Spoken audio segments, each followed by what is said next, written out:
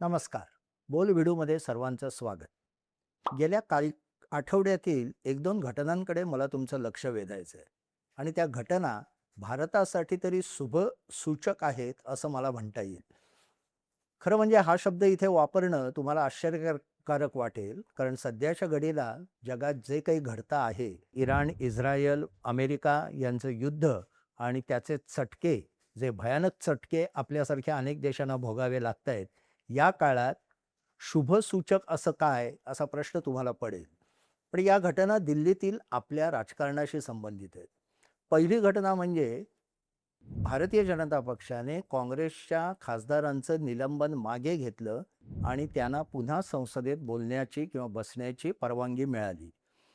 त्या हे घडत असताना त्या खासदारांनी किंवा काँग्रेस पक्षाने, विरोधी पक्षाने काही अटी पाळण्याची तयारी दर्शवली आणि त्या अटी अशा आहेत, की हाऊसमध्ये आम्ही वेलमध्ये म्हणजे सभापतींसमोरच्या जागेत येऊन गोंधळ घालणार नाही. आम्ही एआय जनरेटेड प्लॅकार्ड किंवा फलक घेऊन येणार नाही, एकमेकावर आरोप करणारे, किंवा संसदेच्या दारात पायऱ्यांवर बसून चहा बिस्किटं खातोय किंवा निदर्शनं करतोय असे प्रकार करणार नाही. संसदेतल्या सार्वभौमत्वाचं किंवा संसदेच्या वास्तूच्या पावित्र्याचं जतन करू, अशा पद्धतीचं काय म्हणू आश्वासन हे काँग्रेस खासदारांकडनं दिलं गेलं आणि त्यामुळे संसद पुढच्या आठवड्यात सुरळीत चालेल अशी अपेक्षा आहे. आता हे आश्वासनं अनेकदा दिली जातात आणि ती पाळली जातातच असं नाही, असा इतिहास असला तरी सध्याच्या घडीला ही घटना महत्त्वाची आहे. त्याच्यानंतर लगेचच राहुल गांधी आणि प्रियांका गांधी या दोघांनी नितीन गडकरी यांची भेट घेतली. ही भेट राजस्थानमधल्या जे कॉन्ट्रॅक्ट दिली जातात किंवा बसची जी बांधणी केली जाते आणि त्यातल्या काही त्रुटी आहेत आणि त्यामुळे बसेसना आग लागून अनेक लोक मृत्युमुखी पडतात, या विषयाबद्दल होती. परंतु मुळात असे महत्त्वाचं आहे, की प्रियांका गांधी आणि राहुल गांधी हे नितीन गडकरींकडे गेले, त्यांच्याबरोबर बोलले, चहा बिस्किटं त्यांच्याबरोबर खाल्ली, पायऱ्यावर न बसता. तर या आणि गडकरींनी त्यांच्याशी चांगला संवाद साधला. तर कुठेतरी सरकार आणि विरोधी पक्ष एकमेकांशी बोलायला लागलेत. तिसरी घटना म्हणजे शशी थरूर यांनी 2 दिवसापूर्वी एका इंग्रजी वृत्तपत्रात एक अप्रतिम लेख लिहिला आणि त्यांनी भारत आत्ता या जागतिक वातावरणात जे शांतपणे काम करतोय त्याचं कौतुक केलं. इतकंच नाही, तर त्यासाठी आधीच्या सर्व सरकारांनी काय काय केलं त्याचे दाखलेही दिले. शशी थरूर यांचा लेख खूप इंटरेस्टिंग आहे आणि मी थोडासा तो तुम्हाला एक्सप्लेन करतो. त्यांनी काही शब्द खूप चांगले वापरले.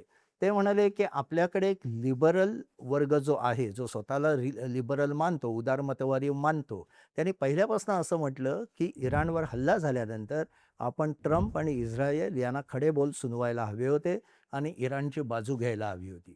महाराष्ट्रातले काही नेते असं बोलतायत.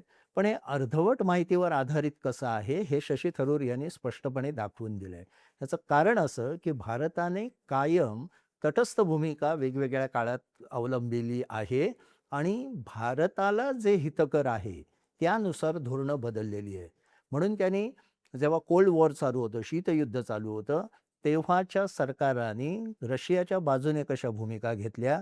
जरी रशियाने अफगाणिस्तान पादाक्रांत केला, हंगेरी पादाक्रांत केला, झेकोस्लोवाकिया पादाक्रांत केला. म्हणजे ज्या पद्धतीने आता अमेरिका इराणवर हल्ले करताय तसंच त्यांनी केलं होतं.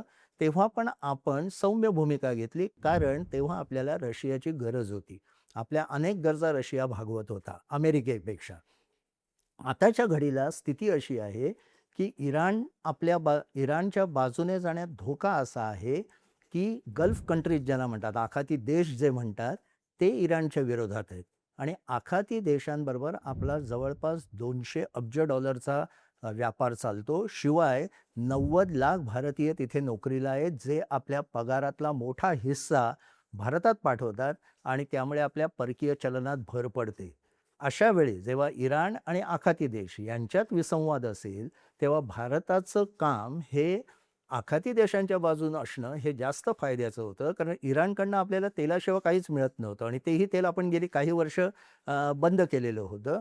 पण आखाती देशातनं तेल व LPG सारखा गॅस, अधिक आपला व्यापार, या गोष्टी होत्या आणि अमेरिकेबरोबर जाण्यात तर बरेच फायदे होते, टेक्नॉलॉजीचे होते, एकूण व्यापाराचे होते. त्यामुळे भारताने सौम्य मौन पाळलं अनेक बाबत आणि दोन्ही बाजूंना व्यवस्थित टॅकल केलं, असं जगातले लोक म्हणतायत. म्हणजे इराणला आपण आत्ता वैद्यकीय मदतही केलेली आहे. म्हणजे एका वेळी आपण इराणबरोबर तसेही संबंध ठेवलेले आहेत आणि त्याचबरोबर उघडपणे आपण अमेरिका आणि इस्रायलचा निषेध केलेला नाही. ह्याच्या मागे आपलं प्रॅग्मॅटिक, व्यवहारवादी धोरण आहे, असं शशी थरूर म्हणतात. त्याने एक चांगलं इंटरेस्टिंग गोष्ट सांगितली.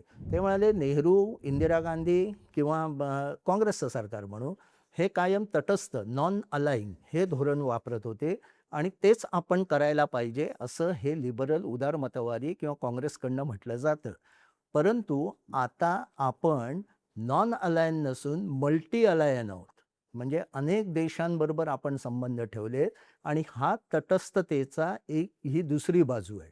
म्हणजे दोन्ही बाजूपासनं तटस्थ असणं आणि अनेक देशांबरोबर संबंध ठेवणं, ह्या दोन्हीकडनं आपल्याला तटस्थता दाखवता येते, वापरता येते किंवा ही काय म्हणू, एक डिप्लोमसी म्हणून वापरता येते, हे त्यांनी दाखवून दिलं आहे.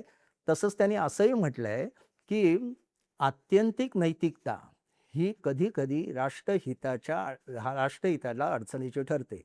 त्याचं एक उदाहरण छोटंसं सांगतो, जे त्यांनी दिलेलं नाही. आपण म्हणजे जेव्हा सद्दाम हुसेन यांनी कुवेतवर हल्ला करून कुवेत ताब्यात घेतलं आणि मोठं युद्ध तेव्हा आखाती देशात झालं 89-90च्या दरम्यान. आखाती युद्ध जेव्हा झालं होतं, तेव्हा सद्दाम हुसेन यांची आपण गळाभेट घेतली. त्याचा परिणाम असा झाला, की कुवेत नाराज झालं आणि त्या कुवेतचं मन वळवायला पुढे 20 ते 25 वर्ष आपल्याला प्रयत्न करायला लागले आणि त्यानंतर त्याने आपल्याबरोबर व्यापार सुरू केला. तर अशा छोट्या-छोट्या गोष्टी महत्त्वाच्या असतात. म्हणून त्यांनी असं म्हटलं होतं, की आत्यंतिक नैतिकता न बाळगता आपण देशहिताच्या दृष्टीने काम केलं पाहिजे. सांगायचा मुद्दा इथे असा आहे, की जे शशी थरूर म्हणतायत, त्या शशी थरूर सारख्या माणसांचा उपयोग आताच्या सरकारने अधिक करून घेतला पाहिजे. कारण आज जे आपल्यासमोर स्थिती आलेली आहे, अशी स्थिती 1991 मध्ये आलेली होती आणि आपण सोनं गहाण ठेवण्यापर्यंत आपली अर्थव्यवस्था डबघाईला आलेली होती.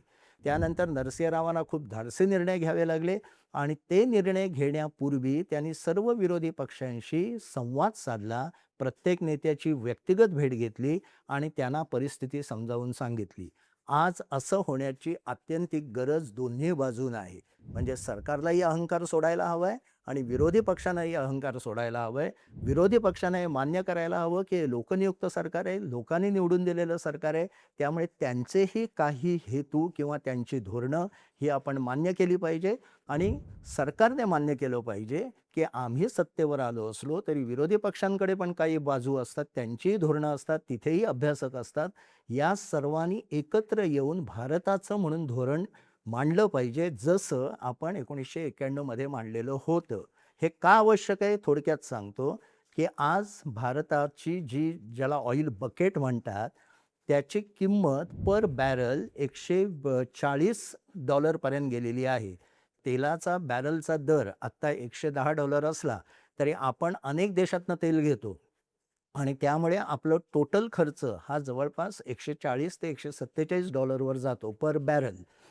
गंमत म्हणजे आपला जो आत्ताचा अर्थसंकल्प आहे, त्यामध्ये तो मांडला गेला तेव्हा तेलाची किंमत पर बॅरल ही साधारण $50 ते $55 होती. आपण प्रोजेक्शन असं केलं, की ती $60 ते $65 पर्यंत वाढेल. प्रत्यक्षात ती आत्ताच $140 वर गेली आहे आणि युद्ध लांबलं तर कदाचित ती $200 पर्यंत जाईल. हा एक भाग. त्यामुळे आपल्या अर्थसंकल्पाचं सगळं गणित हे पुढच्या 2 महिन्यात कोलमडणार आहे आणि नव्याने सगळी मांडणी करावी लागणार आहे.